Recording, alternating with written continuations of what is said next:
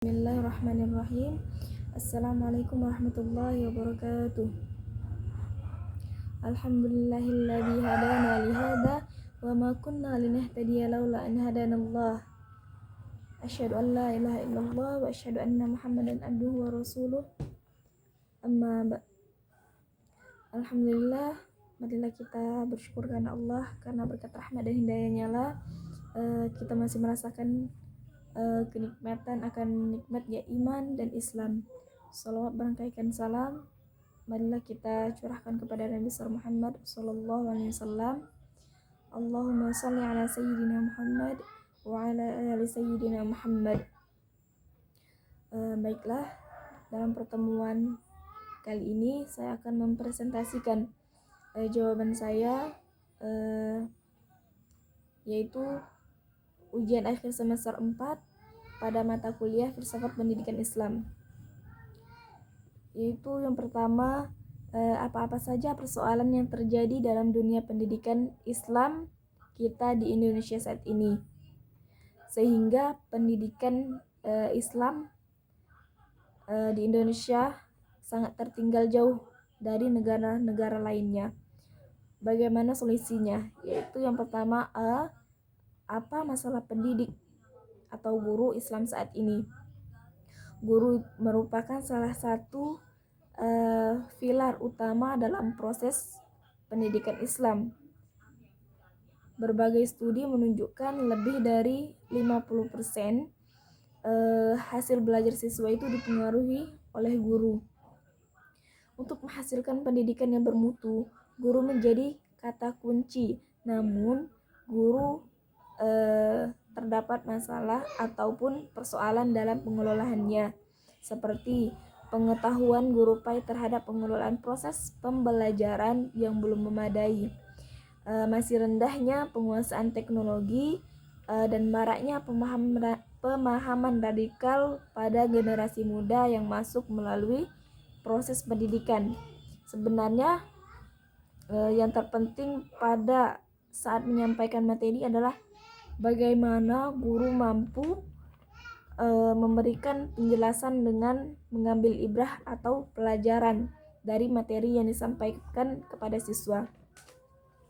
Guru PAI pun juga masih sangat kekurangan dalam hal sumber ilmu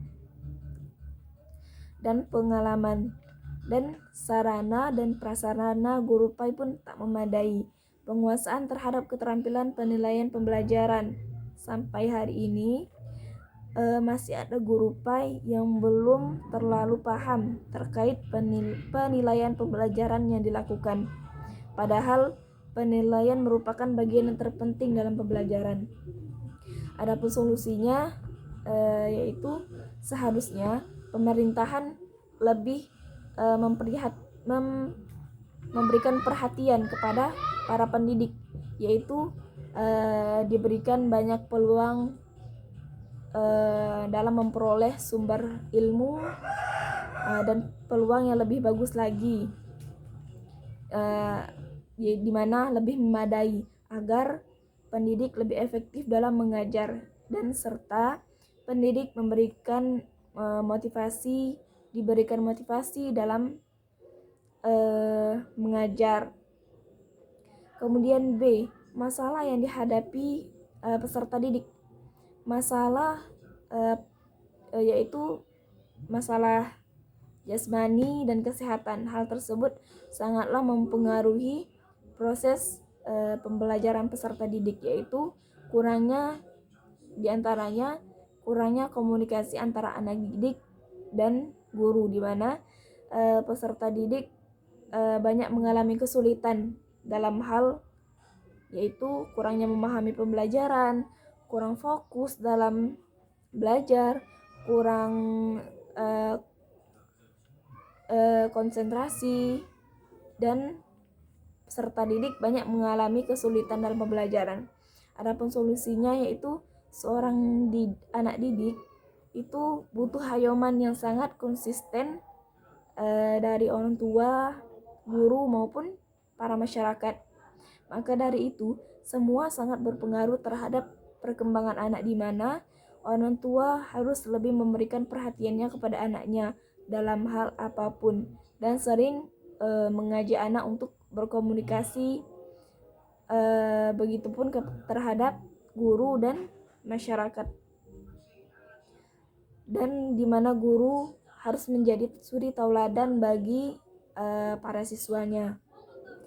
Yang C yaitu apa saja kelebihan dan kekurangan kurikulum pendidikan Islam saat ini.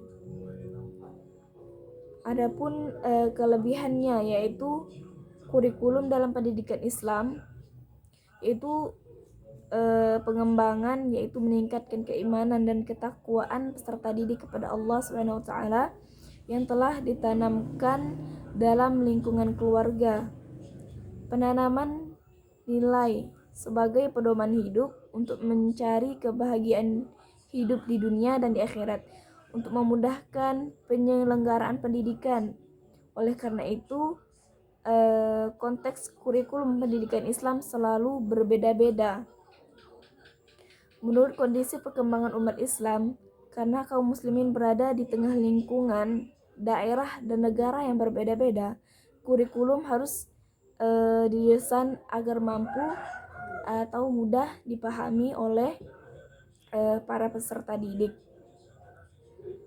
Kemudian adapun kekurangan kurikulum peserta didik saat ini yaitu terletak pada metode yang masih belum tertata rapi, di mana kurikulum masih bersifat teoritis, di mana kurikulum di Indonesia ini masih mengandalkan teori-teori saja ketika belajar, di mana tidak ada banyak hal yang bisa mereka lakukan. Masih banyak sekolah yang jarang mengadakan praktikum atau memberikan peserta didik dengan soft skill dan hard skill, di mana solusinya yaitu dalam kurikulum pendidikan Islam harusnya bukan hanya didasarkan atau diajarkan teori-teori saja, namun harus diimbangkan dengan praktik agar ada keseimbangan antara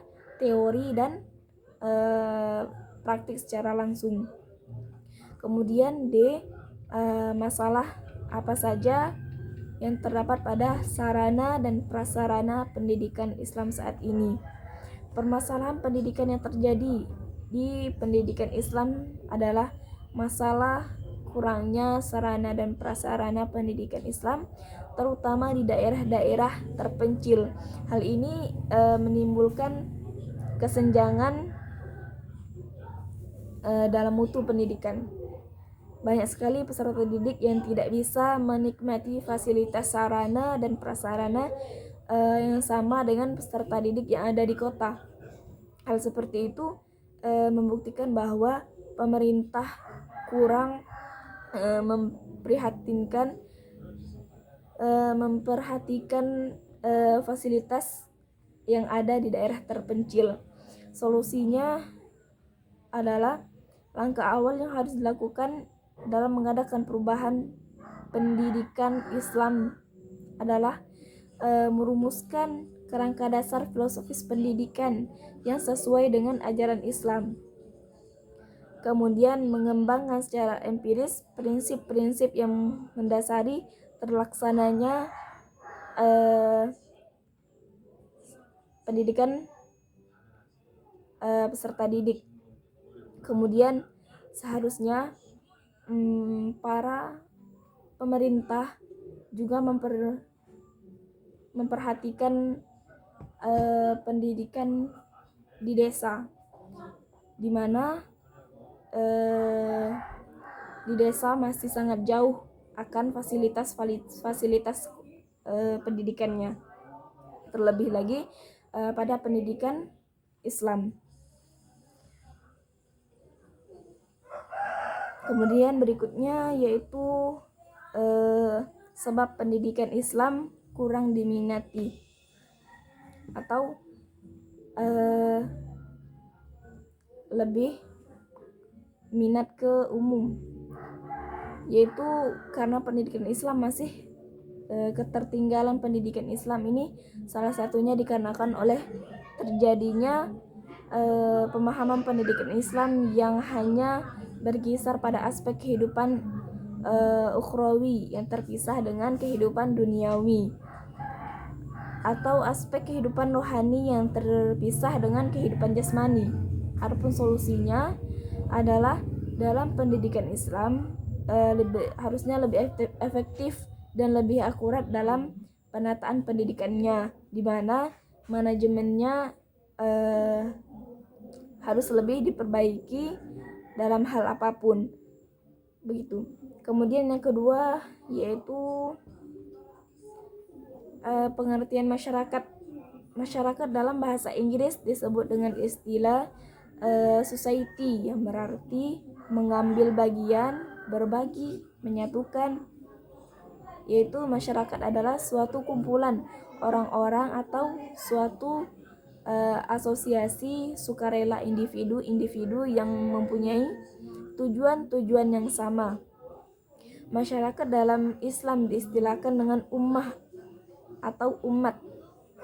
Masyarakat dalam perspektif pendidikan Islam, masyarakat merupakan sekumpulan individu-individu yang kecil atau besar terikat pada satuan dan istiadat, kebiasaan atau hukum, dan hidup dalam kebersamaan. Demikian satu contoh dari beraneka ragam macam definisinya. Ada banyak kata yang tertulis dalam Al-Quran yang menunjukkan kepada masyarakat. Berikutnya yaitu jelaskan apa yang dimaksud dengan masyarakat dan jelaskan pula apa yang harus dilakukan masyarakat untuk meningkatkan mutu pendidikan Islam, dan anggota keluarga merupakan bagian yang terpisah dari individu-individu. Serta memiliki peranan dalam masyarakat yang strategi di dalam memberikan dorongan terhadap pendidikan agama Islam. Tanggung jawab kedua orang tua sangatlah penting. Keberlangsungan pendidikan terutama dalam bidang pendidikan keagamaan. Masyarakat seharusnya mendirikan tempat-tempat atau lembaga pendidikan Islam. Pada konteks ini tempat ibadah seperti masjid, surau juga telah berfungsi sebagai tempat pembelajaran masyarakat, digunakan untuk dapat meningkatkan pengetahuan keislaman. Kemudian mendirikan pusat-pusat pembelajaran di dalam masyarakat seperti madrasah dan sekolah. Peran serta masyarakat dalam meningkatkan mutu pendidikan agama juga bisa dapat dilakukan dengan cara mendorong dan mendukung di semua kebijakan yang dilakukan sekolah atau madrasah yang terkait dalam peningkatan suatu mutu pendidikan agama Islam. Yang ketiga yaitu pengertian lifelong education. Gagasan pokok dalam konsep lifelong education atau pendidikan seumur hidup adalah bahwa pendidikan tidak hanya berlangsung selama seseorang belajar di lembaga pendidikan formal. Seseorang masih dapat memperoleh pendidikan setelah selesai menjalankan pendidikan formal. Kemudian, bagaimana pandangan Islam tentang lifelong education? Islam memandang bahwa pendidikan adalah hak bagi setiap orang atau education for all, baik itu laki-laki maupun itu perempuan. Kemudian dan berlangsungnya sepanjang hayat atau long life education. Ada hadis yang berbunyi, tuntutlah ilmu sampai ke liang lahat. Dari hadis tersebut jelaslah ada dasar dari ungkapan long life education atau pendidikan seumur hidup. Adapun tujuan lifelong education yaitu dengan mengingat proses pertumbuhan dan perkembangan kepribadian manusia yang bersifat dinamis, maka pendidikan wajar berlangsung seumur hidup. Kemudian bagaimana cara mengimplementasikan dan membudayakan lifelong education di lingkungan saya? Saya ingin mewujudkan kesadaran diri pada masyarakat bahwa belajar itu tidak hanya pada waktu kecil saja atau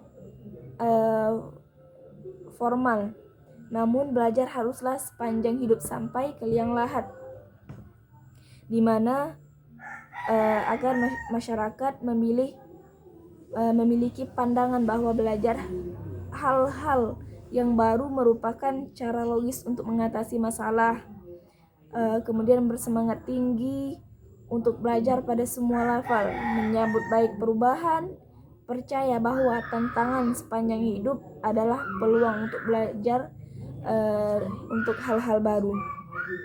Kemudian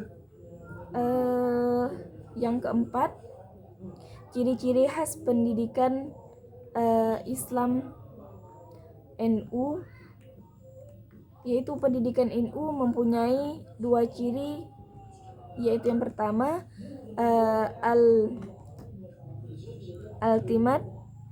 al-i'timad al-nafsi atau berdikari.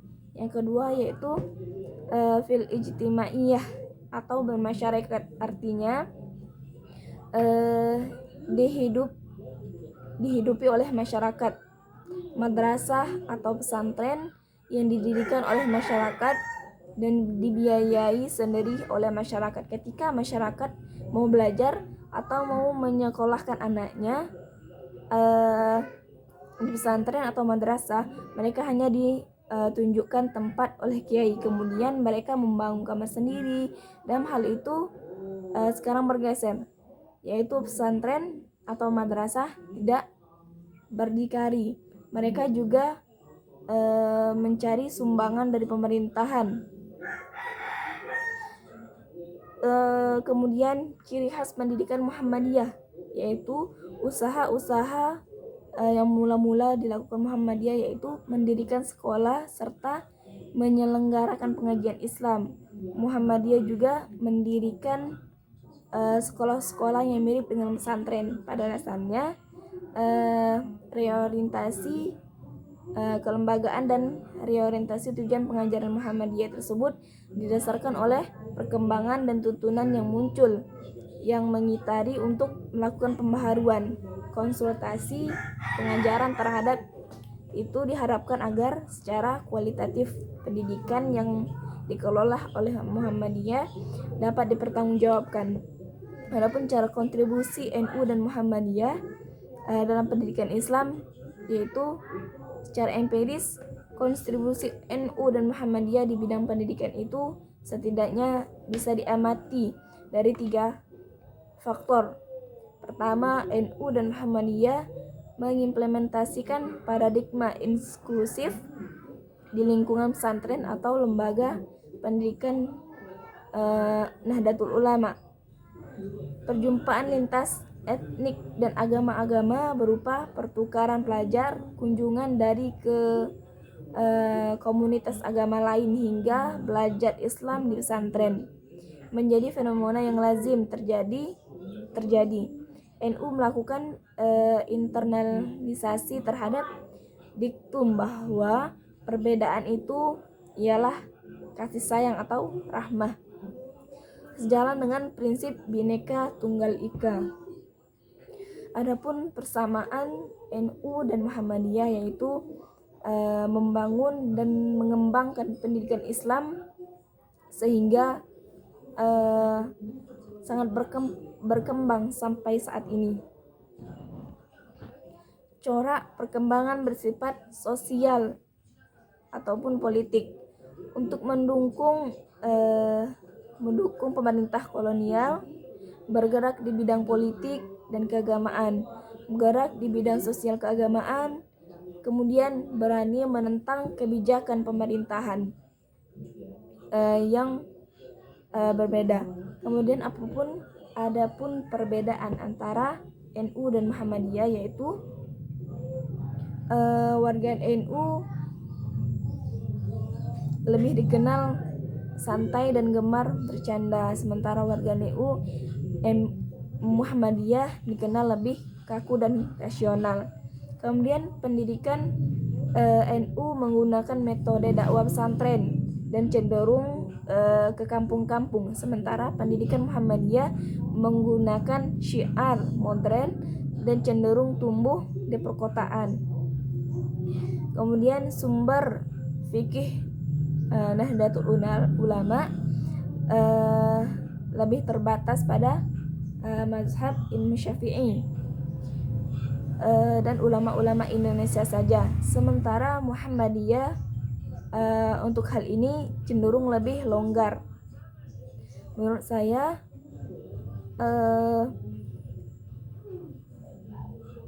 Nahdlatul Ulama atau NU dan Muhammadiyah adalah dua organisasi dakwah yang sangat populer di Indonesia. Dikenal dengan toleransinya terhadap tradisi-tradisi yang ada di Indonesia, sementara Muhammadiyah dikenal dengan istilah pemurnian Islam dan gebrakannya dalam dunia pendidikan. Kedua-duanya mempunyai peran penting dalam kehidupan pendidikan serta proses pendidikan Islam. Hal tersebut dibuktikan dengan adanya kebijakan yang ditetapkan oleh keduanya dan mempengaruhi kondisi masyarakat muslim negara saat ini. Demikian jawaban dari saya. Saya mohon maaf jika terdapat kesalahan dalam mengucapkan dan menyampaikan. Saya akhiri, wallahul muwaffiq ila aqwamit thoriq. Wassalamualaikum warahmatullahi wabarakatuh.